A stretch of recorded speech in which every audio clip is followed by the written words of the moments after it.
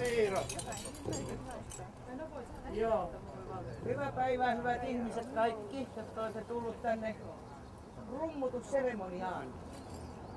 Minä en kerro siitä seremoniasta sen enempää, vaan siitä tekee selvää meidän seremonian mestarimme Susanna Aarnio täällä. Mutta Susanna pyysi minua kertomaan sen, miksi me olemme juuri täällä. Miksi näillä kallioilla. Ja täällä on nyt paljon muualta tulleita ihmisiä, jotka ei niinkään sitä tiedä. Eli tästä Niinisaarentien kallioilta, Niinisaarentien varren kallioilta alkaa Mustavuoren arvokkaaksi todettu kallioalue. Ja se jatkuu tuonne Vantaan puolelle, Mustavuorelle ja sen taakse. Ja se on yhteensä 110 hehtaaria yhtenäinen luontoalue, josta noin puolessa välissä menee entinen kaupungin raja, kuuluu Vantaalle. Ja se on luonnonsuojelu ja suojeluohjelmissa olevaa aluetta aivan kokonaan, siis Vantaan puolella. Sitten tullaan Helsingin rajalle, siinä on hiukan natura-aluetta, mutta sitten 50 hehtaaria Helsingin puolella, nämä kalliot mukaan lukeen, on rakentamisaluetta.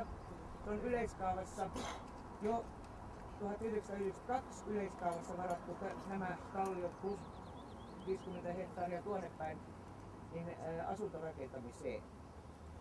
Ja nyt siinä on se vaihe, että ensimmäinen kaavaluonnos valmistui viime vuodenvaihteessa ja se esiteltiin kaupunkisuunnittelulautakunnalle 14. helmikuuta ja kaupunkisuunnittelulautakunta palautti sen